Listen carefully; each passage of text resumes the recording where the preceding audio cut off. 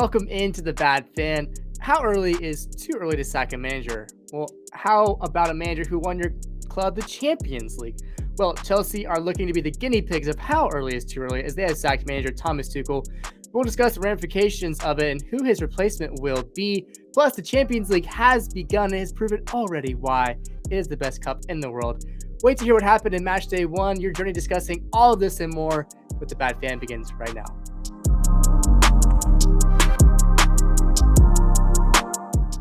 Hello and welcome in. I'm your host, Cole Carter, and we are glad to have you alongside with us for another edition of The Bad Fan. As you can see, my friends Stephen Curl and Brandon Pasnick are alongside me today for episode 36 of The Bad Fan. Gentlemen, it's good to see you, but does it get any better than this, having the Champions League and the Premier League back together once again? No, honestly, it really doesn't. The drama doesn't stop. The games don't stop. I think I can watch soccer from 12 p.m. to, especially if you watch the MLS, you can watch it till midnight, really, with the West Coast games, basically every night. It's wonderful. Yeah, not only that, we have the Atlanta Braves catching the New York Mets, sharing that tied spot for first place in the NL East, which makes my heart happy. College football starting up. My fantasy team has not lost a game yet. Optimism is in the air. Not yet. So it doesn't get much better than this. Yeah, dude, this is pretty amazing. I've found myself, midday, 3 o'clock kickoffs, Champions League, Premier League. It does not stop, as you said, Brandon. It feels good to be a football fan. But hey, we're going to just jump right in this week. Some massive news coming specifically out of Chelsea. Guys, Thomas Tuchel has been sacked by Chelsea Football Club. And arguably the biggest news of the week, aside from today's big news of the Queen passing away. God rest her soul.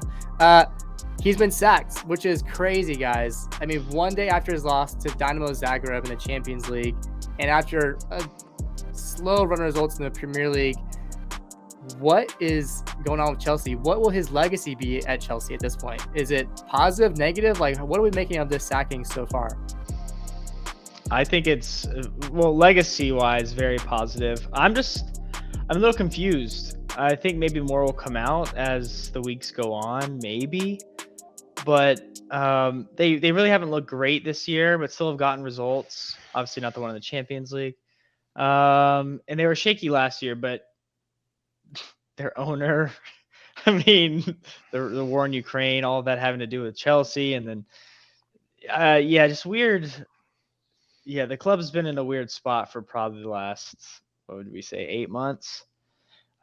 So don't blame them for getting off to a really bad start, or it's not even bad. It's just okay start.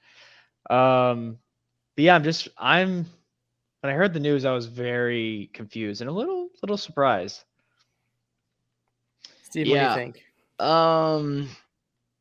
I think this is the stupidest move Chelsea has done since buying Romelu Lukaku for 100+ million pounds and then loaning him out to Inter. This is stupid.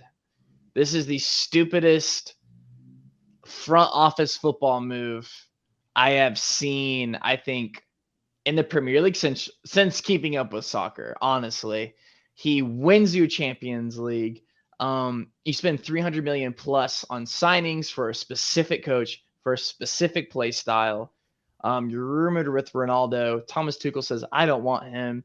Point being, has a specific plan going into the season, and Todd Boehly literally just fires this guy. I think it makes zero sense. For y'all who don't know, Todd Boehly, part of the new American consortium that has taken over Chelsea since Abramovich has sold the team. I think this is idiotic. I think this is stupid. I don't think it makes any sense. It's early on in the season, is what we've been touching on. You see Manchester United, it seems like yesterday was losing 4-0 to Brentford. And guess what? Now they're in European conversation, just beat Arsenal 3-1. Is Tuchel a victim of losing now? Like, as opposed to if he lost the first 2 games? I don't know.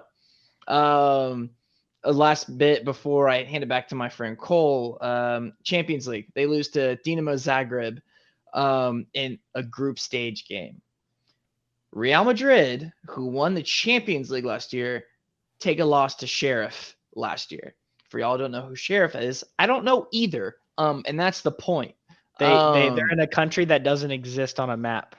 Yeah. So literally the Fun point being is way too early, insanely early.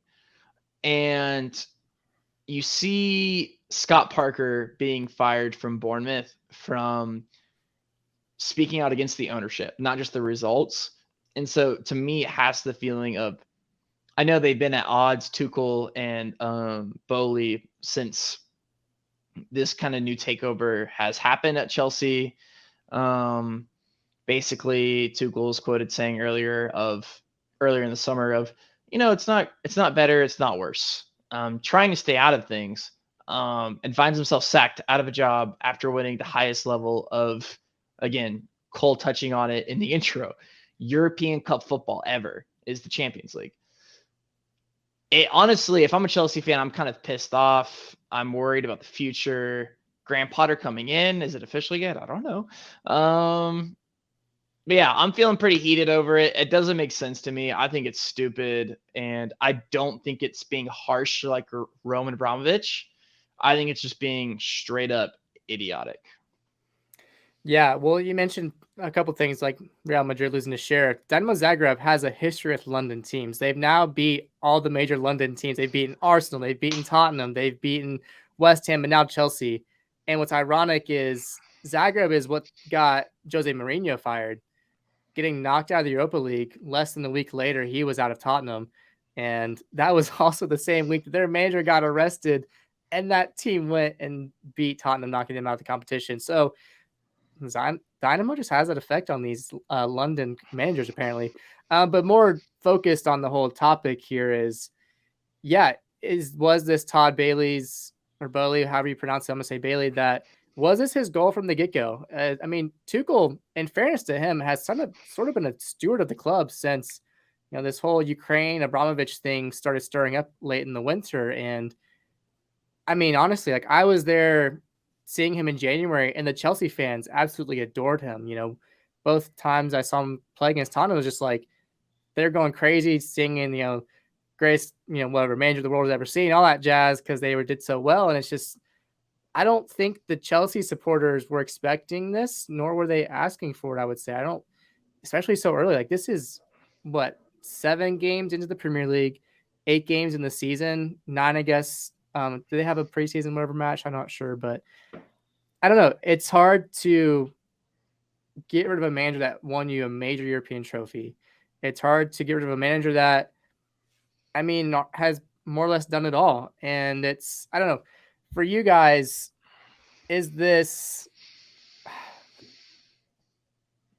what Graham Potter should be expecting coming into Chelsea? Is a short leash, or is Graham Potter going to be getting, something new under Todd Bailey? Is he going to be like, where does he take Chelsea from here, guys? What do you think?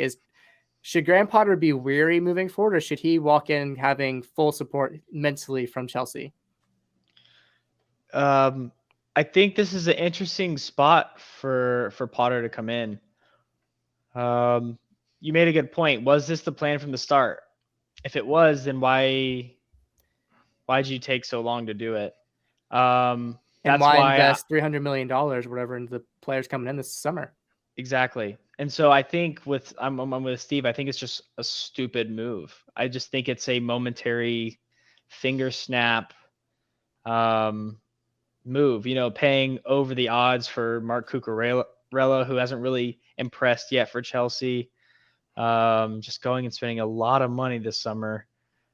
Just seems like they're trying to prove a point that they're here and they're ready to manage Chelsea, but that does run out. And if you're not familiar with the Premier League, which I'm not sure this consortium is, it's a long season. You can't just start snapping your fingers and making teams come to life. But for Graham Potter specifically, I mean, this is what he's been looking for, I'm sure. Been an amazing coach. Anybody that watches the Premier League, Brighton hasn't been the most consistent. They haven't been able to score goals, but the players they bring in in the way, like the amount that they pay for them is so minute compared to these top 6 teams, and he can get a tune out of them. It's just, can he do that with these top 6 level players? Chelsea, amazing players on their team. You know, it doesn't need to be said, but I'd be excited if I was him. He has a lot to work with, but this isn't Brighton anymore. Let's just say that. Yeah, and then real quick, gone are the days of Sir Alex Ferguson's last managing in 2013, of the manager, in my opinion, having sole control of this team, control of teams in the Premier League. Like, it takes multiple facets. It's directors of football. Which Chelsea doesn't have. Exactly. Chelsea doesn't have. Graham Potter is succeeding at Brighton with such a great team around him. The director of football recently going to Newcastle United and building their project over there. It's not a manager fix-all situation for me. I think you have to look beyond this, and I think it's way more complicated than looking at, oh, look at Brighton so far. Graham Potter's a good manager. This is a good fit. It doesn't make sense like that. Back when Tottenham was looking for a coach and Jose Mourinho had lost his job, Graham Potter was mentioned to, step into that Tottenham role, which I think he actually would have fit well in, because, like, I love Tottenham Hotspur, but we're not a team that's looking to win a trophy anytime, like, immediate, like Chelsea is. Like, I'm sorry, like, it's, yeah, sure, we're looking for it, but Chelsea demands excellence. That's been their whole shtick, right? And Tottenham is very good at doing directors of football, like having a structure, having multiple parties. Daniel Levy, like the former Juventus director of football coming into the club, like it's multiple parties coming into making calculated signings. To whereas Chelsea, he's stepping into now. Again, Chelsea also had to pay £16 million to get him from Brighton. Like, it's another signing, like, to be realistic. And the expectations out of this guy, I mean, you got to stick with him at this point.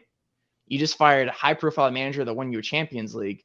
So Chelsea's really putting themselves into a guy that's more about building projects and getting the most, like Brandon was saying, out of players with low price tags. But if you're Graham Potter, I mean, it's an opportunity of a lifetime. Like, Chelsea not far off winning the Champions League. It's a top team in England still. Like, tons of money, tons of talent on the field. So if I was Potter, it's kind of it reminds me of a Game of Thrones move almost.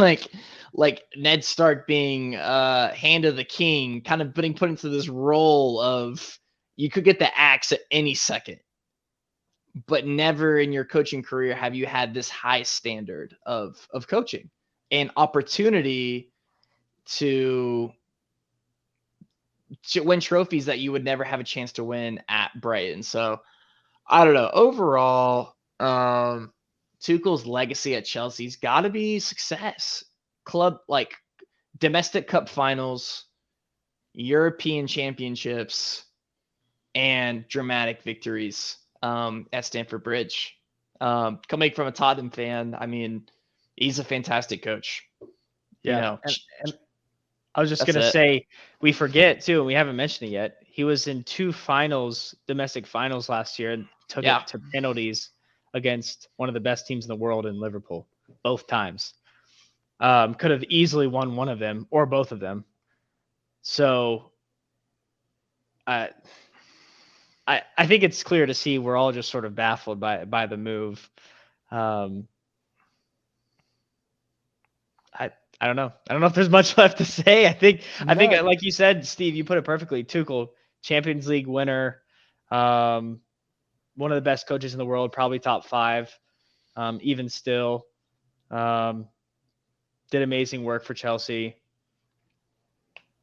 Sort of sad to see him go in a way. Yeah, I mean, it's interesting to look at the table right now. If you saw the table, you'd be confused of why Graham Potter's leaving Brighton to go to Chelsea when Brighton's sitting in 4th with 13 points on the table and Chelsea's in 6th with 10 points. obviously that gap is not big at all. You've played 6 games and you're only back at the Champions League spot by 3 points. I don't think you can call that like not productive. You can't call that not like it's unimpressive, but it's getting the job done to start the season. Um, I've been baffled by it, but for Graham Potter, I don't see for him having much issues getting the ball rolling at Chelsea. I mean, Chelsea's got such a talented team, right? I mean, just an influx of talented attacking players. Um, his defense has been improved over the summer. I mean, bringing in Cucurella, Fofana. Chelsea's got a good team. If they can be healthy, Graham Potter won't struggle with succeeding at Chelsea. But I think the bigger thing is going to be, well, what happens to Brighton now? Is Brighton going to suddenly collapse and fall into maybe, relegation picture? Are they going to fall to the lower bottom half of the table? Like, that's the big question now. Like, I don't even know what happens with them. And there's just so much fallout from this. And like Tuchel, what happens with Tuchel now? Does he stay out of the game for a year or two? Does he find a spot on an international team? I briefly before this mentioned World Cup. If there's like a last minute change, a guy that could come in, maybe join a staff for the World Cup and leave. Like, I don't know how that works, but again, it's a lot of fallout from this. And I can't imagine him not being welcomed back to Chelsea. It's not like as a manager, but just as like a peer of the club. The success that he did, the change that he brought to the club that kind of was hanging in the balance with Frank Lampard. You bring in Frank the Tank and don't see instant success, and you saw a club legend get the sack, and then bringing in this guy from PSG that was on the brink of winning Champions League then too, back in 2020. So yeah, I'm pretty baffled by it, just like you guys are. I don't know. I guess Graham Potter's going to be given the benefit of the doubt moving forward. If he drops his first 3 games, what happens? Do you give him the sack? It's like I can't see where Chelsea is going to like stand firm with him if he doesn't see success. Are they going to be just as harsh, be just as rash with him? I don't know. It's a crazy situation. I hope that Brighton doesn't suffer. So I think they were going to be a cool story to watch this whole season. They were going to be the ones to watch, and now with this sacking, I feel like we don't get to see that. But yeah, it's crazy. It's biggest news for sure coming out of the world of football, and we'll be keeping an eye on how it develops down the road and anything that comes of it. But as we did talk about, the Champions League did begin week 1, match day 1. And guys, there's so many great results on this one. I mean, late drama, so many goals, hat tricks, introductions to new teams coming off impressively. We'll begin with Man City and Sevilla. And can you guys guess who scored for Man City? I can. Yeah, I mean, unreal. Erling Haaland again. I think he's scored has he scored in every game he's played in this season so far with Man City? Not every game, but it feels like it. I think there's one game that he didn't score. He's unreal. Getting the brace, Foden, Diaz, get on the score sheet as well, keeping it clean against Sevilla, who one of you mentioned that Sevilla is sitting 17th in La Liga. So they need to find a way to stay alive in Champions League if they want to have any hopes of being in the competition next season, if they can't turn things around in La Liga. Real Madrid and Celtic 3-0 in favor of Real Madrid, the Champions League winners. All come in the second half. So Vinny Jr., Modric, and hey, Eden Hazard's alive and playing Champions League football. Didn't see that one coming. Ajax, they are soaring not only in the Dutch league, but also in Champions League, getting 4-0 against Rangers. And Steven, chime in a little bit on your dark horse pick. What's going on with them? Yes, Barcelona takes it 4-1. I'm blanking on who they even played right now. Someone help me out. It was that no-name team that no one knows. Yeah. Well, they're going to be a big deal to me. So it's like Platsen, right? Is it Platsen? Sure. Something like that. Pilsen. Robert Lewandowski scoring the Champions League hat trick. Barcelona finishing second in La Liga last year before any levers, before all these signings that had come into the summer, as they had come into Champions League. I think Barcelona's a force to be reckoned with. We talked about it a little bit before the show. I was pleading my case to my comrades over here. You have PSG, you have Manchester City, and Real Madrid. Other than those people, other than those teams, I don't see the way that Barcelona is playing right now. Ferran Torres, Rafinha, Ousmane Dembele, Lewandowski is scoring for fun, and he seems so happy to be playing for Xavi. Xavi seems like a man sitting on a pot of gold managing Lewandowski right now as well. And Barcelona look good. They look good domestically. They look good in this first game of the Champions League.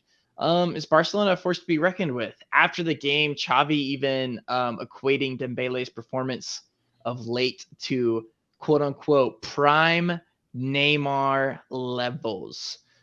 Pretty high praise, I believe, in the first 5 games. Ousmane Dembele sits at, I think, 2 goals and 3 assists among those competitions. So I don't know. They're my dark horse that I talked about before Champions League had started.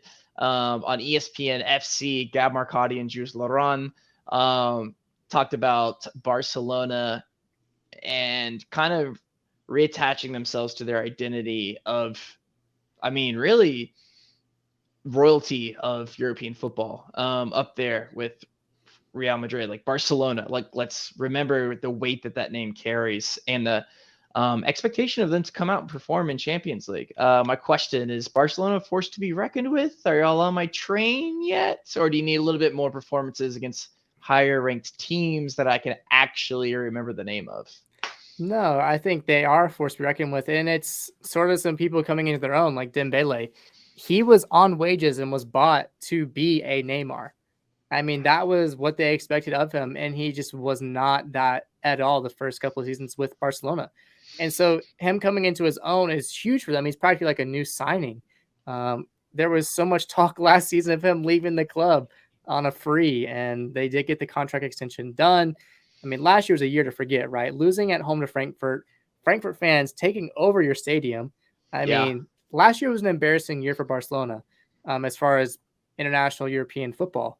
And to bring in Lewandowski, to bring in and practically sell your soul just to have players come in on your team, you would expect that these results would start coming their way. They have bought into winning Champions League and obviously La Liga too, but like you talked about, the pedigree is there in Europe, and Lewandowski is the man that can lead them. And this is a guy that won it, was it 2 years ago now, with Bayern Munich?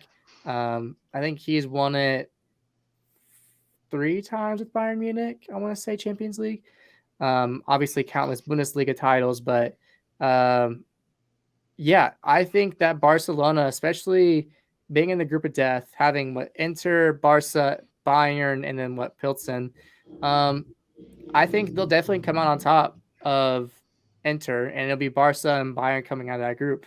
And then from there, it's just taking it game by game. And the way they're scoring goals, the way that Robert is happy to be playing football again, they're going to be a dangerous team that's going to be a force to be reckoned with. I would definitely agree with you, Steve.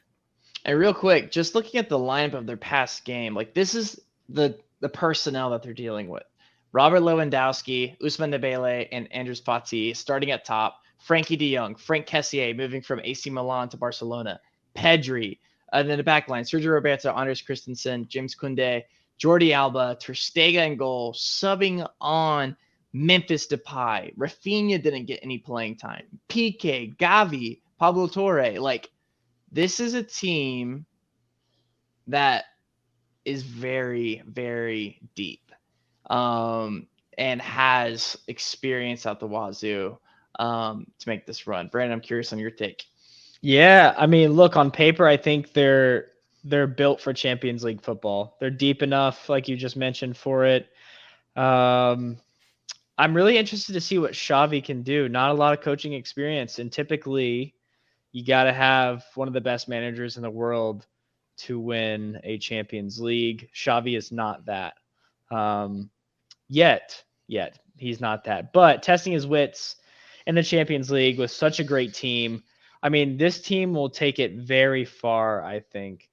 You mentioned, do they need to play someone a little bit more, I don't know, of a higher class? Yes, for me to really start drinking the Kool-Aid.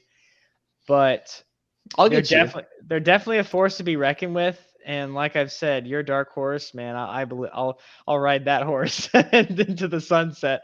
Yeah, again, great team. They'll make it out of the group. I was gonna say usually injuries can play a factor, like if Dembele gets hurt, but you have that depth, and it's crazy that all the levers were actually pulled, and It paid off. And I'll leave you with this: they better get out of the group stage, and they better be trying to win this Champions League, because if not, they will not exist in a couple of years. They will not. So they need to be making deep runs in the Champions League for that money. Yeah, that's absolutely right. When we talked about that episodes ago, but just the idea that the financial ramifications with Barcelona are massive. If in the next 10 years things don't go right, Barcelona might disintegrate as a club because they've staked their claim or so much, just invested so much of their own financial success in these results on the field. Well, hey, PSG, I just happened to be wearing Paris stuff today. Looked delightful against Juventus. Juventus not getting off to the hottest start of their season, either in Serie A or in Champions League. But Mbappe looking delightful. Neymar finding him on a perfect, I don't know if you guys saw this. Neymar scooped the ball, kind of like a leading pass. Mbappe takes it off the volley, scored the first goal. Just so looking clean. So clean. Him getting a second. Yeah, Weston McKennie getting a goal, but really not making much of a difference in the game. But PSG, I think this is a team that, again, we talk about teams putting their entire existence into Champions League, and PSG, I think, is the epitome of that, even more so than Barcelona. Barcelona fans care about La Liga. They want to win La Liga just as much as they do Champions League. But, en Ligue 1 with PSG, it feels like it's Champions League or nothing. And that's the whole reason why Pochettino isn't even the manager at PSG. The man won the league, and they still ousted him. And so I think the DNA with PSG is so more rooted in Champions League results that they're the ones that are going to be I think, not the dark horse, but they're definitely vying for that top spot in Champions League. And if Mbappe, Messi, and Neymar can click, there's going to be some issues, especially now that Neymar and Mbappe are I think starting to, they've been together for 4 or 5 seasons now, which is a crazy thought that Mbappe's been at PSG that long already. But they're starting to merge together well and to play, I think, happy football. And that's a big difference when you're playing happy. That's what we talked about Lewandowski. It matters when you're doing that. But I think the Champions League game that really shocked the world the most. We were live texting this one as it was happening. I was driving. I was just like, what in the world is happening? I think it was put on right after the Tottenham one. It's checking in live with the feed. So it just came on after the game. And Atletico Porto, absolutely unreal finish. Brandon, this was so convoluted, such a mess, all pretty much happening more or less in extra time. Give us a breakdown and your gut reaction from it. I'll give you the best breakdown I can, but I highly recommend you just go watch the highlights. Just the last probably 3 minutes of the highlights, to be honest, because that's all you're going to need, because there were no goals until the 91st minute. Gosh. But before then, in the 81st minute, I believe, a player on Porto gets a second yellow, red, from diving. Weird. You don't really see that often, but very, very stupid by him. For me, I saw it. It was, yes, it was diving. It was also stepping on the foot of Witsel. I thought it was a slightly harsh, maybe, to call it diving. I don't know. What'd you think? It was easily a dive. He jumped, the ball is going one direction, and Witsel doesn't even make a tackle attempt, and the guy jumps to leave his leg. He literally he's running like this, jumps the other way to like make contact with Witzel to make it seem like he was getting tackled or whatever. Okay. Ref immediately saw like, oh, that's a dive. And anywho, red card. So they're down a man. Porto's down a man. You're like, okay, maybe they hold off here for a draw. That's probably what everybody's hoping. No. Atletico score in the 91st minute off of an insane deflection. Wow, right? The game's over. Atletico probably get what they deserve on the day. Not so fast. There was 6 Not minutes so or fast, 9 sweetheart. minutes Arcade League Corso. of extra time. Yeah, college football's back. And man down Porto get rewarded a penalty after an Atletico defender volleyball punches the soccer ball in the box. Very, very dumb. And when you watch it, you'll be like, what the hell was he doing? And we were all asking the same thing when we were watching. So, and they scored that penalty. That was in the 96th minute. So basically the last minute of the game, one of the last minutes of the game. Like, okay, wow, what a crazy turn of events. Game's over, right? Wrong. Griezmann ends up at the back post on a last-second header corner to win the game in the 101st minute. Not extra time, real time, just because of the goal, the added time, extra added time. The 101st minute, Griezmann wins the game for Atletico. And it was at home, so the whole crowd erupts. I was at work freaking out. This is just the epitome of Champions League, and we're getting it in the first leg of the group stages. So it's absolutely wonderful. I sent the text in. I said, this is why Champions League is the best. You just don't get the same drama. You don't get the same reactions. Obviously, like, unreal having 3 goals in extra time. Insane. Like, it's insane. You, again, like you said it twice. You thought it was over until it wasn't. Yeah. And I love the hero that it gets to be Griezmann. We mentioned a little bit of it a couple episodes ago that he's not even getting enough playing time because they don't want to have to sign him. So he's been getting limited playing time coming on as a super sub. And how can you not love him getting the goal after struggling with Barcelona on loan at Atletico, back at his club that they adored him so much at, wins it at the death. Literally, you never really often see it where the goal becomes the final whistle. I mean, it was the final whistle when they scored it. You could hear the referee blowing his whistle. It was just insane how much of the death it was. Yeah, such great drama. Obviously, Simeone is such an expressive, emotional manager. Just him running down the touchline to be with the fans and to be with his team is just so fun to watch. And Griezmann just kissing his badge over and over and over, just over. Like, this is a guy that's, like you said, like he's literally not contractually able to play 90 minutes for this team. Like, very easy to be bitter, but he's just happy to come on and make a difference. And when you get a team, you get some high egos bought into a mission like that, some really cool things start to happen, in which we got to see. So I love to see the passion from Griezmann as well. I love it. I've always liked him. And this is a guy that won the World Cup with France. He scored a goal in the World Cup final, doing his little Fortnite dance. Like, he lost all respect for me when he said he should be in the conversation with Messi and Ronaldo. So, which is fair. I mean, at one point he was 2018. I mean, he was scoring so many goals. I'm not saying he's comparing it, but just like he was one of the top attackers in the world. Yeah, he was good, but I don't think he's better than Kane or Lewandowski, and he's a striker. So if that, I mean, what does he play? Second striker? Who knows? He can play anywhere, which I guess you gotta like good. the confidence. You gotta like the confidence. No, I lost all my respect. But no, that's what makes Champions League special, is games and moments like that. And I try to remember who else is in the group. I think is there one other team in that Porto Atleti group? I can't think off the top of my head, but it's Porto, Leverkusen, and Club Brugge. So that's the thing. Atletico should come on top, but Porto, I mean, they made a deep run last year. They'll need to get some results if they want to get through that group. It's not a bad one. It's sort of not level, but it's like it's going to be competitive for sure. Quickly, Tottenham and Marseille played. Not the brightest, best performance from Tottenham, but Richarlison comes in, saves the day. 2 amazing, perfectly placed headers, specifically the second one coming off the post in the goal. Doing his little dance, little peacock. I think the game changer was Dejan Kulusevski. Steven, we got the big points, but you weren't necessarily impressed by the result. What would you say? Yeah, I'll play my negative Nelly role here on the show.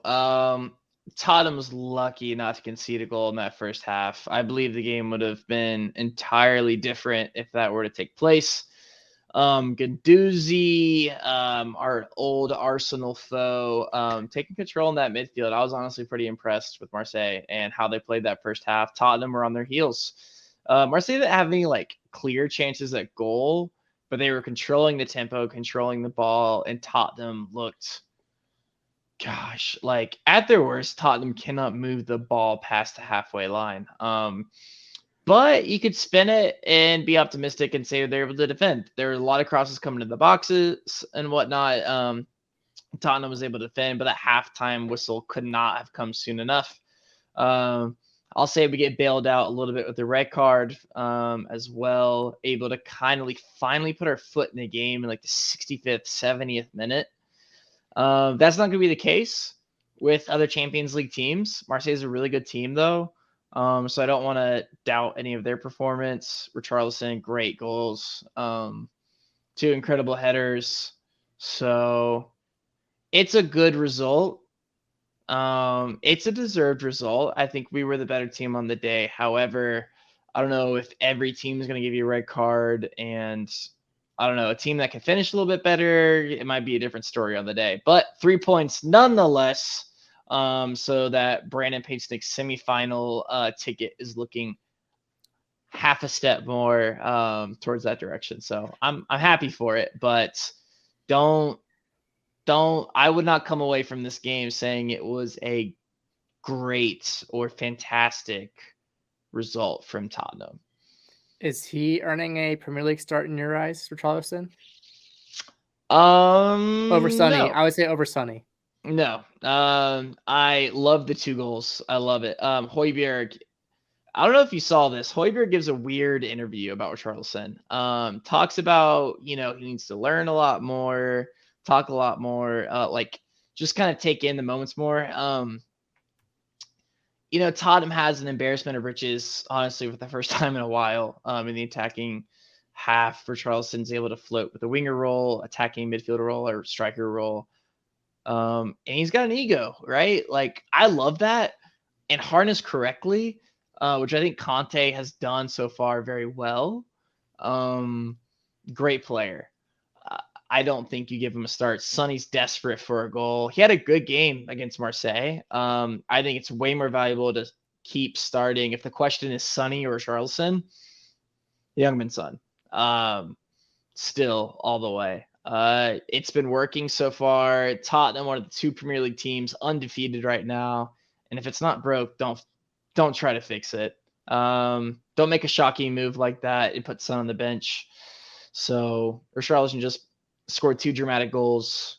Let's keep it going, but maybe hold off a little bit on the Premier League start with away at Manchester City. Yeah, and you could see the emotion coming from him. And Brandon, I don't know if you could touch on just a little bit. Could you imagine going from Everton to Tottenham, what that means to him? Where Everton were last year and where they are now still. And then playing in the Champions League, scoring a goal. No, I cannot imagine where he's feeling. He probably feels lucky, hopefully, to be on Tottenham, because I don't honestly think it was earned that he got that move. But a good signing nonetheless for Tottenham. And coming on and being a role player. That's what he's going to be, and I think that's what he will be the rest of the season. He will start games. Don't get me wrong. I don't know if it's the time to start switching up that undefeated Tottenham team, right? Am I right? Yep. No losses yet. So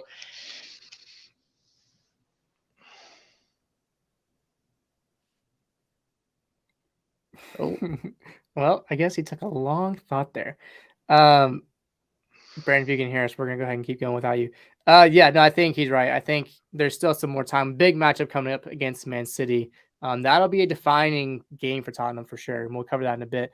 But Steven, Napoli and Liverpool, that one was, I mean, what is going on right now with Liverpool, dude? It's just 4-1. you can't drop games like that, right? I mean, it's just what's going on with Liverpool. They looked slow. They looked unresponsive. I mean, it just doesn't look like they want to play these games right now. What do you make of Again, it? it is criminal to ask James Milner to put in a shift at the midfield in a Champions League game. Yeah, we've kind of been sounding the warning lights and the sirens for Liverpool earlier on in the season. Sad news to them, the transfer window is closed. But yeah, they just look slow. Napoli knew exactly how to expose this team. Trent Alexander-Arnold and Andrew Robinson. Like, I'm not gonna put Andrew Robinson like guilt-free here. Both of them look abysmal. Both of them. And they've never been good at defending, but they've always been very good at recovery defending. And they've made that effort to come back and correct their mistakes. You're not seeing that in this matchup. Napoli just taking full advantage and really running riot. Like, the Napoli players that were scoring couldn't believe what they were doing to Liverpool. Like it almost was like me on the field scoring against like I don't know. Scoring goals I shouldn't be scoring. And like, did this just happen? Are we really beating Liverpool 4-1 right now? Like, it's insane. This is a Napoli team that offloaded Koulibaly, offloaded Mertens, has half the wage bill that they did last year. They've cut players. And you're seeing them go out here, boss one of the, I don't know, greatest teams we're supposed to have to believe. Yeah, like Premier League champions, Champions League champions. Like, it's a rough look for Liverpool. And if you're a Liverpool fan, hit that panic button. Who's your backup right back right now? Is it? It's not Nico Williams anymore. Yeah, no, it's not. It's probably James Milner.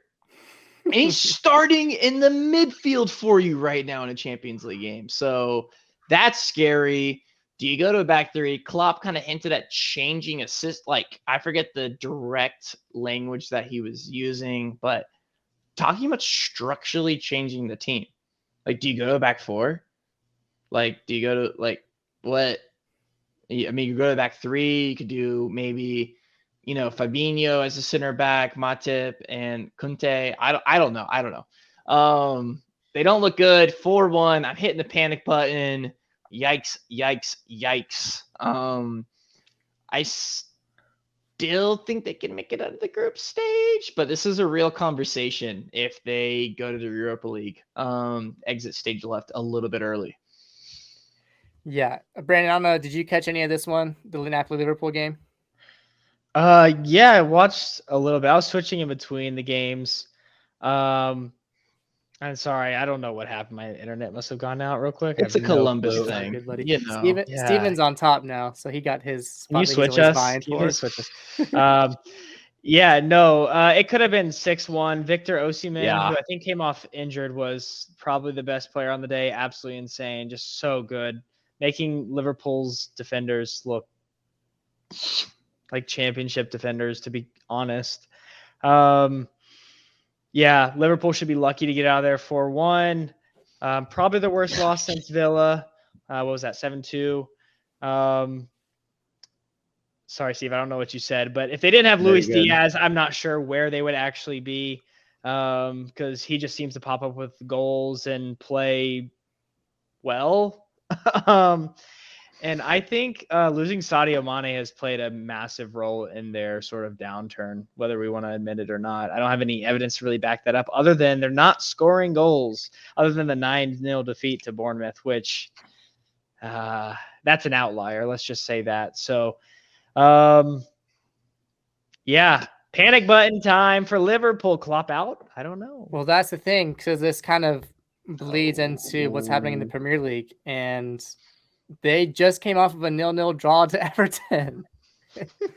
Like, it's getting dangerous, and it's a hard topic to talk about because Liverpool has been that strong team that's been so consistent. They'd only lost 2 or 3 games in the calendar year, and now they're up to 4 now in the calendar year, 2 on the season, something like that. This is not a Liverpool team that we're used to seeing, and so much of that I do attribute to Sadio Mane being gone. That attacking front has not looked the same. Luis Diaz loves to cut in and take those outside of the box shots, and they often go in, but you can't rely on him creating this magic every single time you play. And yet the outlier was Bournemouth, but not getting goals against Everton. Everton's defense, I can't remember the last time, has looked strong. Yeah. And the fact that Liverpool couldn't penetrate their defense is pretty telling that things are awry there. And their defenses looked, I said, this slow. They've looked unresponsive. It's like Van Dijk's not even the same player anymore. Gosh. Like, something mentally So with him bad. has to be going on. Where's Mo Salah at? Yeah. The Egyptian king has disappeared. You're relying on these two young left wingers with no Premier League experience, practically no Champions League experience in Carvalho and Diaz to just score goals for you. And so, yeah, I'm finding myself wondering what their lowest point is going to be, if it's right now or if we're going to continue to see them slide into this Premier League and Champions League season. Jurgen Klopp certainly, I think, has to have a major part of the blame. I think it's him not getting his team sorted out. He's had some time now, and they've continued to not see the results they need to get from the Premier League and Champions League. But I mean, what else can we make of these results with them? Is it, specifically against Everton, is it just Everton played a good game, or is Liverpool just struggling to perform on the stage? I'll chime in and I'll give Jurgen Klopp a pass. You in the Champions League and the Premier League. I mean, I'll give you a pass. You make some domestic cup finals. This is a team that makes signings not to the near capability. We compare them with Manchester City all the time, right? And don't get me wrong. This is a team that spends a lot of money. You have your Allisons, you have your Van Dijks, your Luis Diaz, however, He's brought in Nunes. This Nunes suspension, like, how big a deal of it when he leaves the field, getting suspended for 3 games, coming back into it, you better score some goals. But no, the panic button's on full alert. But I think as Liverpool, I think they're way smarter than hitting a panic button, sacking a manager, going and hiring Tuchel or Zidane. Like, they're not stupid. They're not going to do that. I think Klopp's one of those guys that, like, Liverpool fans adore, right? Oh, yeah. And he's passionate. He's not happy with the results that are going on right now, and he expects better out of his players. However, the crop to pick from right now, like Harvey Elliott starting in the midfield right now and had a horrible game. He's a kid. He's not even 20 years old yet, I think. So it's one of those things as Liverpool ownership, looking at you, LeBron, it's like, you can be disappointed, you can be frustrated, and you can expect more. But in actuality, like, I don't know, like, worst case scenario for Liverpool, to go out and spend in January, and they're looking, you finish in the top 6 and have a bad year. I don't think it's terrible. I don't think you fire Klopp over that. Like, I think you just ride it out. Klopp wants to be there. You back that man.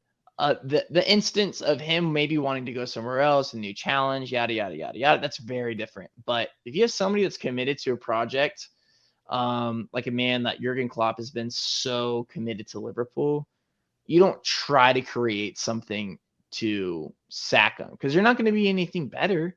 Again, you're starting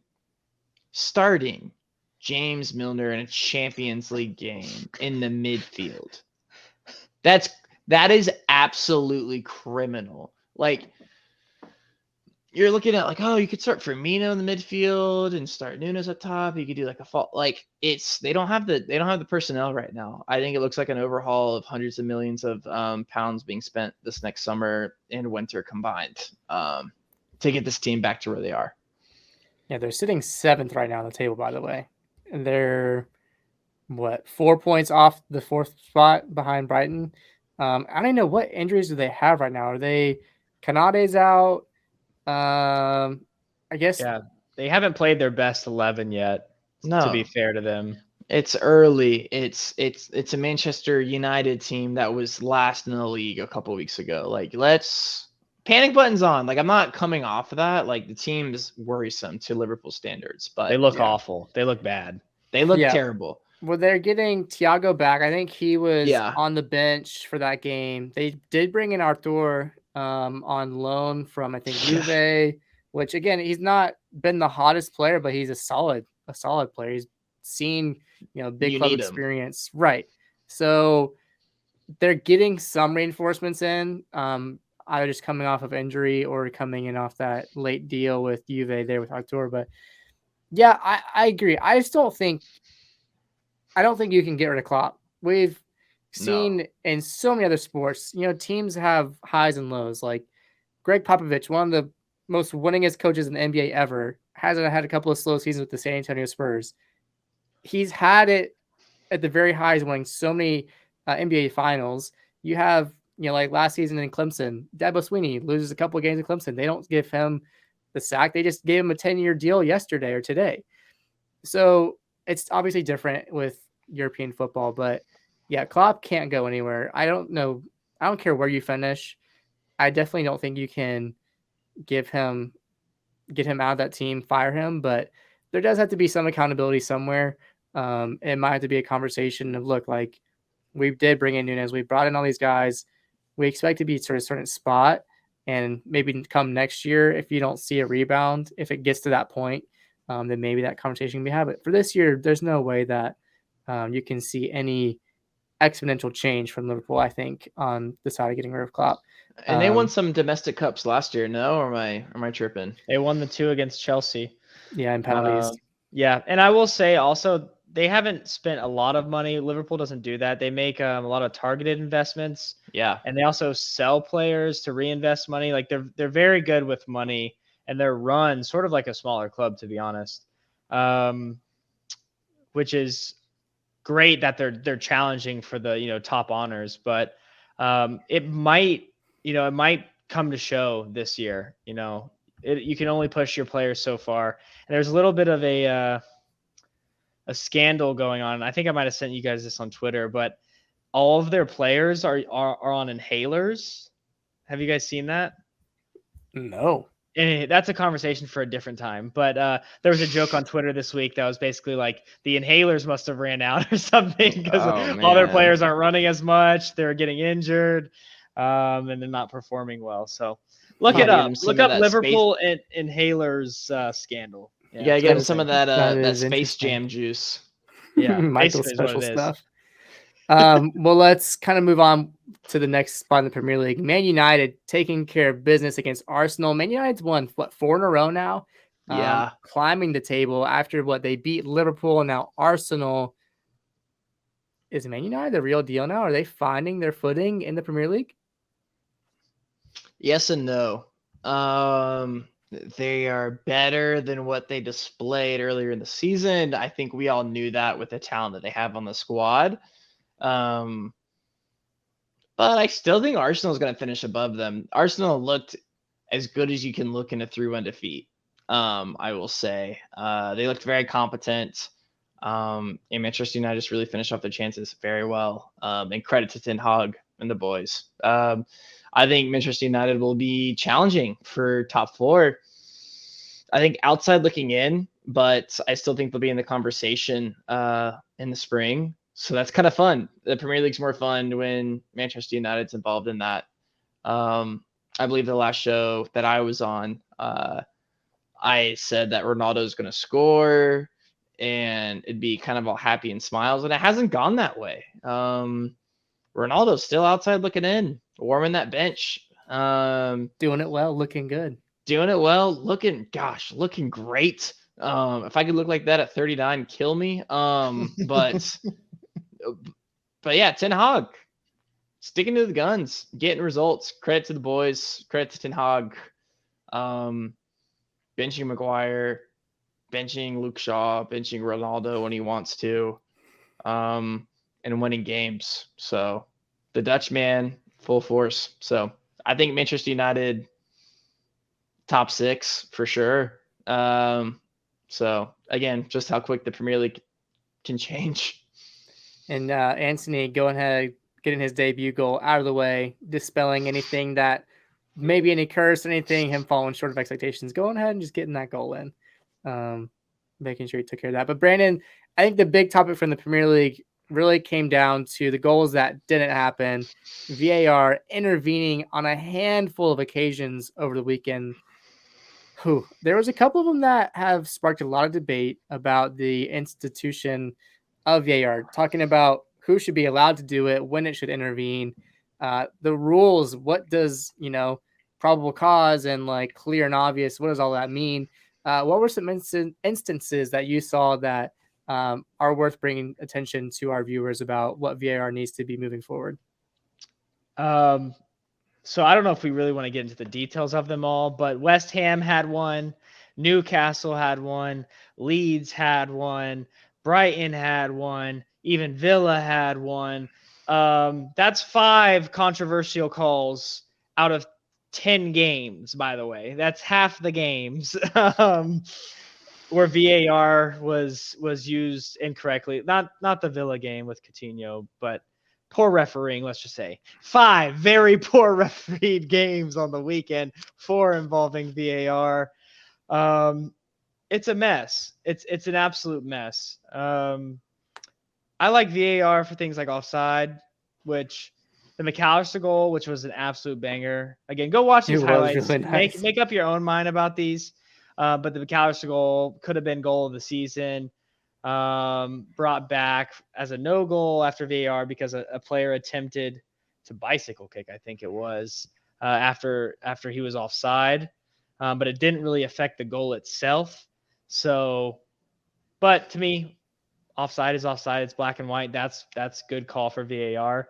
But these little subjective, I think is the word, like VAR calls and telling a referee to go look at the monitor because he was wrong, rather than telling the referee to go take a second look at it. There's just a lot of issues. The VAR thing should be played in full time. There shouldn't be any really zooming in or slow-mo or anything like that, because the game is played at the most intense pace you could imagine. There shouldn't be necessarily any slow-mo unless you're looking for like a blatant handball, like you just would miss it. They need to take a book or a page out of the old NFL book, and maybe MLB, I think, does this too, where you have one center that reviews all of the VAR plays. One. You don't have another crappy referee that's going to referee tomorrow be up in some booth somewhere saying, you know what, I think I'm going to put my stamp on this game and say, nope, that was a penalty. You need to go change it right now. Go over to the monitor and look. Or that was not a penalty. No way, that's software. No, that is so stupid. Like, that is so dumb. You have 10 sets of those per weekend. How does that make any sense? So that's 10 games that are refereed differently. There's no consistency. So that means there's no consistency on the field, no consistency off the field with VAR. It's an absolute shambles. Absolute shambles. And it's very, very embarrassing. And people's livelihoods are at stake, really, if we want to put it down to that. Not really. These guys are millionaires, but like clubs staying up. If you want to get real localized, teams staying in the Premier League and bringing all that money into their town, to a small town like Bournemouth, for example, it matters. It really does matter for these towns and these clubs and these players. And it's just absolutely embarrassing as a refereeing unit. I don't even know what they're called. They're probably better than pro referees here in the US, but hardly.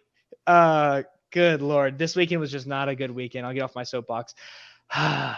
But yeah, it's also, refereeing this year has been awful in and of itself, not just this past weekend, but the whole year. We're feeling a little bit passionate today on the Bat Fan. I'm loving it. I had my own little episode early on in the show. Brandon's getting into it. Let's go. I mean, it's awful. Let me name 2 real quick. Okay, back on the soapbox. Let's go. Did you guys see the West Ham call? Did you watch this? I missed it. Mendy comes out and blocks a touched like pass or something, and Jared Bowen jumps over him, but makes contact with him, right?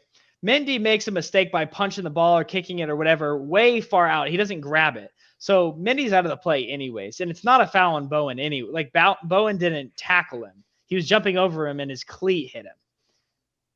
Mendy was never making a play on the ball, like after he had lost it. And the ball bounced, I think, 10 to 15 yards away from him. A goal was scored last minute for West Ham to tie the game. They're looking for some momentum in the league. And that would have been a great draw at Chelsea. I think it was at Chelsea. Yeah. Yeah. Don't get it because of that. Insane call. Insane. Again, go watch it back. Make your own mind up. I can't believe that was a thing. Maybe I was debating whether that one was worse or this next one in the Newcastle game. Joe Willock goes up for a header to go score. If he wasn't pushed, which he was blatantly pushed, by the way, he was pushed into the goalkeeper of Crystal Palace. The ball comes off of the guy that pushed him into the back of the net for an own goal. They go to the monitor and say that Joe Willock obstructed the goalie from making a play after everyone saw he was blatantly pushed by the Crystal Palace defender that the ball went off of to go into the back of the net. It is embarrassing. It's like I've never seen anything like that. That is like a 5-year-old could tell you. I feel like we end up here every year talking about VAR. A 5-year-old could tell you that goal is it stands. Goo goo gaga. Yes. So, and then I'll mention the Coutinho one too because I'm a Villa homer. By the way, Villa did tie Manchester City, the best team in the world this weekend. I don't know if it means much going in this week, which we're about to get into. But Coutinho wasn't offside, gets a ball played to him, runs to the top of the box, hits a Coutinho banger top corner like he does. But the referee decided to blow the whistle before the play was dead, basically. Well, as we all know, the referees nowadays are told to keep their flags down until if they're 100% sure or until VAR can intervene or until after the play or whatever it is. They don't put it up immediately unless it's clearly and blatantly obvious he was offside. Coutinho wasn't offside. Scores a goal, would have won Villa the game. The referee stops the play as the play is going. So it wasn't a dead ball or anything. Like the referee actually stopped the play. Then Coutinho scores. And to be fair, Man City did sort of stop playing, but it's very, very quick. But you just don't know, right? Then there's the question, could it have been? Could it not have been? I don't know. But referees, are you on the same page? Do you even go to the same referee school? Like, are you guys being taught the same things? It's already hard enough to watch Premier League soccer, especially be invested in a team. But then you have these idiots referees putting their hands in every single game and making it worse. Man, I can't live a life like that.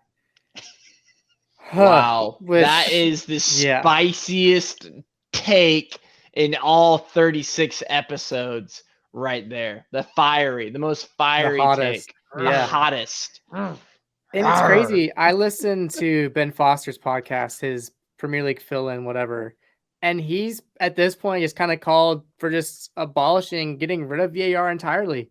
At this point, it's causing more disruption. It's changed the game. You can't even celebrate a goal anymore because you just never know. There might be something that happened in the build-up that they'll call back from 2 minutes ago, but because the play kept going, that they don't call back. It's just crazy what they've changed the game of soccer and football in the Premier League to be like. And even in Champions League, they just instituted a new VAR system that's like 3D models. So you can literally see, where the players, instead of drawing the lines on the plane, it's like all 3D done because they have cameras all around the stadium to give this, visual for us to see what was actually happening. But even that is too precise because there's not enough barrier. It's like Lewandowski could have had another goal, I think, but his toe was literally fractionally. Had he had a smaller shoe size, he would have been onside. But there's no buffer, so it's like it's so black and white. There's no and it's become so scientific there, where it's just like, is that right or wrong? Is this good for the game or is it unhealthy for the game? And the point you're making is the judgment call that these refs are making in the booth, specifically with the VAR guys, is ruining the game. And I think that I don't know. Can you get rid of it now in the middle of the season? No. But yeah, it's after all those examples you just gave, I think even the McAllister one with the failed bicycle attempt, he didn't obstruct the play. Like he tried to be involved and failed at being involved in the run of the play, which then gave Brighton the chance to score. I don't think that should have been offside. I think the goal should have been given personally. It's hard. It's hard. As you said, it all moves so fast. I've tried refereeing a game. It's not easy. It's stressful, but these guys are professionals that, as you said, have been trained. They're supposed to be the best in the world. They're at the best league in the world.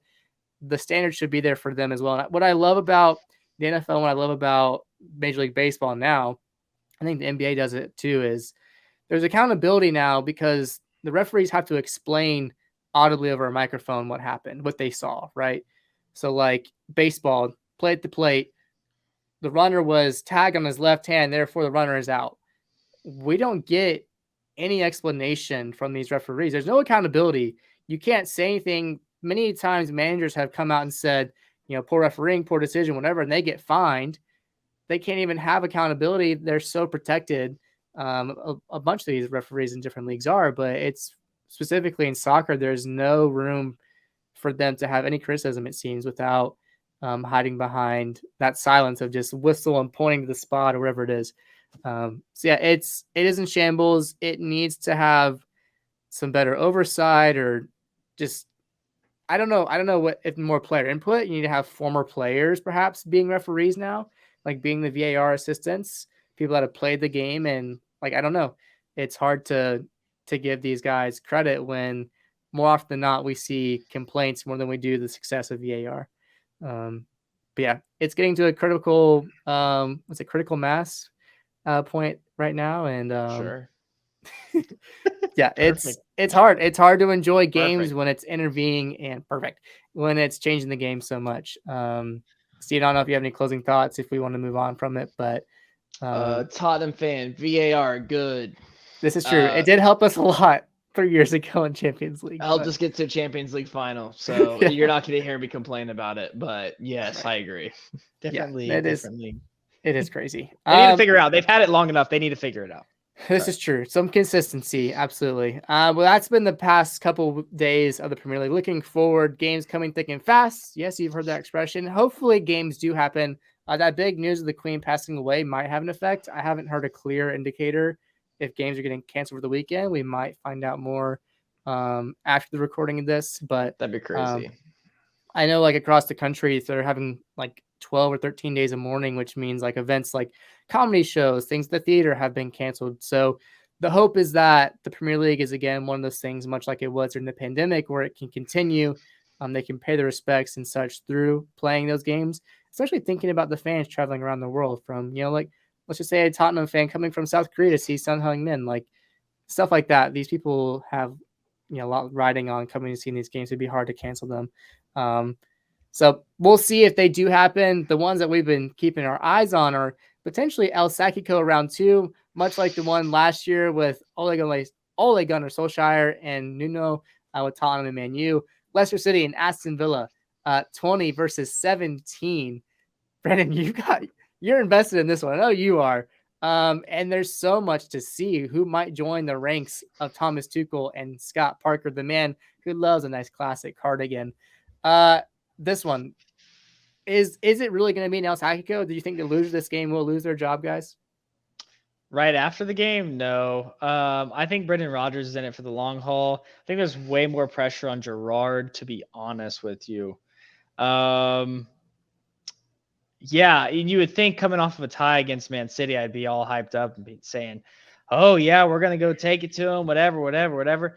No, it was the first time Villa looked like they actually had a plan going into the game. And I think, honestly, it's probably easier to have a plan playing a Man City or Liverpool type than it is playing a team that you're sort of fighting in normally mid-table.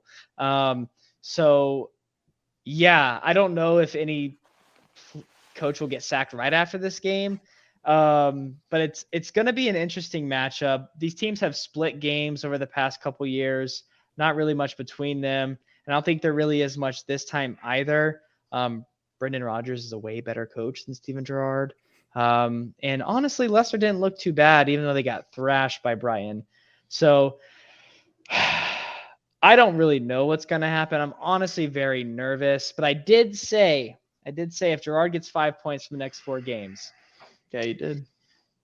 he'll still have a job by the break. I think September 23rd. He He has one, and he needs a win and a draw from Leicester and Southampton, and I think he can do it. And I think this Villa team may have turned a little bit of a corner with that result, but I could easily see Villa losing here, like 2-0 as well. So the best I can hope for is a win, obviously, but I think it's going to be a lot of a stalemate. These teams trying to find their footing, which doesn't really help either of them. But a draw is what I could probably see here, an ugly draw. Steven, are the stakes this high for the game, or is it a bit of an overreaction?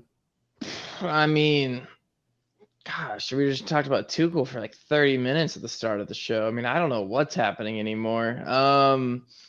I don't think anyone's getting fired from this game specifically relating to these two clubs. But I don't know. There was a little rumor put out on Twitter about Brendan Rodgers getting the sack like already before this game happened. And the club even had to come out, like some representatives from the club had to come out and debunk it. Like, this is a thing. Like, I don't know if word's escaping from the front. I don't know. Gosh, I think if it's ugly for either side, which I don't think it will be, in the sense of a goal differential of like 3 goals for either side, I think resolves in a firing. Like, I'll go that extreme. I think if Villa goes out and gets played off the pitch, like 3-0 to Leicester, Gerrard's gone. Yeah.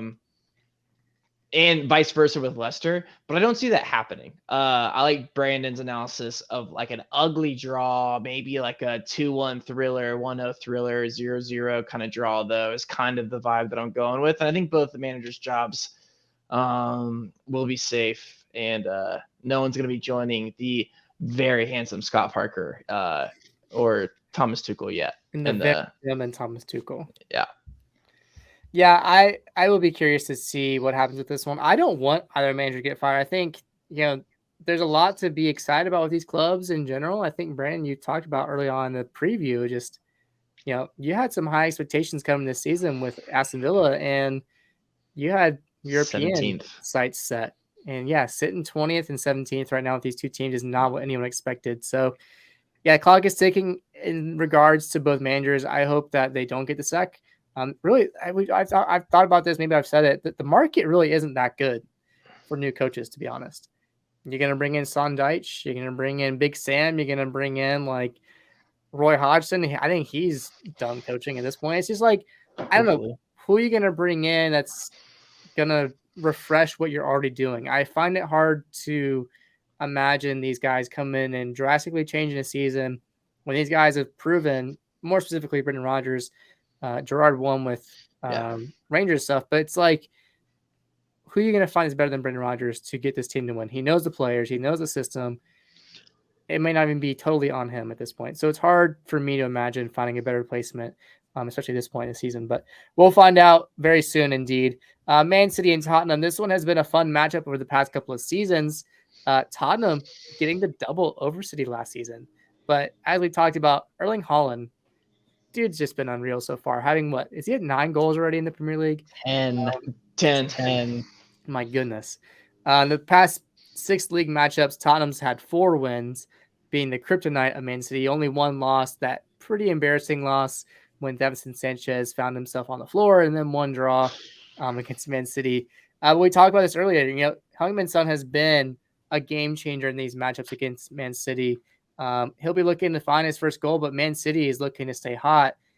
This is going to probably be the game of the weekend. 2 teams undefeated. Yeah. It'll either be a draw and continue to see that run of form for both of them, or one team's going to be going home very unhappy. And admittedly, it looks like this one's probably in favor of Man City, but what do you guys think? Yeah, I can go first. Tottenham taking 4 wins, 1 draw, and 1 loss out of the previous 6 league matchups against Manchester City. I mean, that's nothing to mess around about, honestly. Tottenham's had way less talented teams take points away from Manchester City. And I'll go with the angel on my shoulder today. I think I think Tottenham is going. I might be the devil on the shoulder tonight. Yeah. I think, it's one of those things, like, we just play them so well.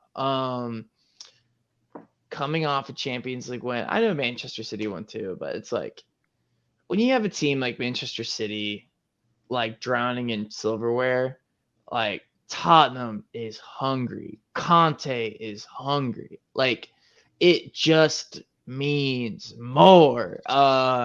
For my SEC roots coming out.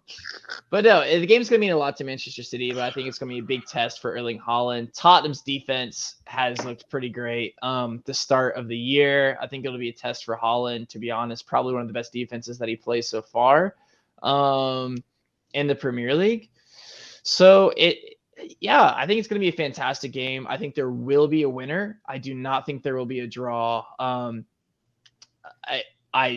One of these teams will drop points. One of these teams will take 3. And I'm going to go for the shock win with Tottenham over Manchester City, probably followed by a loss later in a few weeks by a crappy team. But yeah, I mean, I'm drinking the Kool-Aid. Again, 4 wins, 1 loss, 1 draw in the past 6 interleague matchups against Manchester City. You see players like Eric Lamela find a goal. Like one of his 3 goals of the season was like a couple years ago against Manchester City with Ederson off of his line. It's just one of those matchups that weird things happen. And I think for Heung-min Son, a player you mentioned in particular, I mean, the guy's flying in like a golden boot, like under the radar right now. Like, guys, doesn't have a goal yet. We're talking about Charleston. We're talking about Harry Kane and all the other threats that Tottenham has right now. I'm loving what I'm seeing from Perisic. Heck, even Sessegnon too on the left side. Sessegnon on the left side as well. Yeah, I think Conte knows what he's up against. I think this is where the pedigree of what you pay the coach comes into play. Conte versus Pep, it's going to be fantastic. You're going to see what these managers are made of, I think, more so than what the players are made of. Which, as a spectator of the game, like, buckle in. It's going to be a great game. And we've already seen Antonio Conte take out one manager. Can he make it two? He already got rid of Tuchel. The infamous handshake. I think this is great matchup for one team and one team only, and I think it's Tottenham. The way they play every team, and they're so solidified in that counterattack. Yeah, deadly counterattack, probably the best in the world. Maybe PSG's is better. I don't know, but maybe I don't know. Tottenham could be the best in the world, and they've been defending well. It's what is it? An immovable object meets an unstoppable force. Is it sort of one of those games? Maybe. I think it's going to be very eventful. I agree with you, Steve. There's going to be a winner. No draw here, but it's set up for Tottenham to do well. Man City's defense, again, leaking goals, not against Sevilla, but no, I don't know if they have any. They might have like 1 clean sheet in the year in the Premier League. And this is a very good Tottenham team set up to beat them. Man, this is the game of the weekend, isn't it? This has to be it. I mean, it has to be by far, with the history and whatnot. So I'll say a Tottenham. Oh man, am I gonna go crazy? Am I feeling crazy right now? Tottenham 3-2. Wow. Let's go. Wow. I do want to say I think Man City has, I think, a defender out. Might be John Stones is out. So they also might have some defensive issues as far as players being healthy. Kyle Walker also might be out. I can't remember for sure. So that might be another advantage for Tottenham there, but it's going to be a thing if Sonny can be like Harry Kane of old, where he couldn't score in August and then just goes on a tear the rest of the season. Hopefully Sonny can find that form. Man City is the team that he loves to score against. As you said, that counterattack is the best in the world, I think. It even proved I think, a couple times this season as such. But it's gonna be a great game. I'm excited to see it. I do want Tottenham to win, but as we said, it's hard to go against one of the best teams in the world at Manchester City, especially when Haaland is flying. He'll be a new test that Tottenham hasn't had to go up against, and will be kind of a proving ground to see what these teams are made of, what their mental status is. Can they hang in long enough for 90 minutes on both sides, defensively, offensively, and it might be a bloodbath. It might just be one of the best games ever. We'll have to find out. We'll definitely be excited for it. But the last one on the Premier League one that we should be looking for is, as we said, the first game for Graham Potter. Coming in as the new Chelsea coach, a new change of scenery for him, moving to London from Brighton and going up against Fulham, a London derby at Cottage Park. And Fulham, a team that Mitrovic has been continuing to score, which has been fun to see. And they're not a pushover. I mean, Tottenham beat them 2-1. It wasn't like sketchy, but Fulham is going to compete, and this will be a great time for them to try and snag some points as a Chelsea team that has sort of lost its identity, especially now under a new coach, won't they? Yeah, I think it'll be really interesting. It's at the Cottage, and Mitrovic will definitely score again. No one's really been able to stop him, and he's actually been making his own goals too, not good just having goals. service. Yeah, good goals. So I really don't think 18 is actually out of the question anymore. But if Graham Potter loses this opening game with all this talent, is he already on the hot seat? Real person would say no, but who knows? Does Pulisic get the start now? Does Pulisic finally get a lot of minutes? Probably not. Just for consistency's sake with the team, but the new manager bounce is also not a real thing, but sort of is, depending on what you believe. Stats that exist but don't matter. Is that is John Boy. I don't know what's gonna happen here. It should be entertaining though. I think Fulham's gonna give Chelsea a really good game. Steve, who you got? I got a draw. I don't know what it's going to look like, but I got a draw. I'd be surprised if Chelsea comes and gets the points away at Craven Cottage. Let's start with Pulisic playing in his actual position first, before we start talking about starts. But yeah, if he goes from a wing back position to his actually winger forward position. But yeah, I think it's a chalked up game, dude. Chelsea's playing 2 games a week for the next until the international break. Potter has absolutely no time to really implement anything in training, anything tactically. So it's like these first couple of games aren't going to exist. If I'm a Chelsea fan, you hope for 3 points, you expect 1, is what I would say. Yeah, that's a totally fair evaluation of that. Be interesting to see.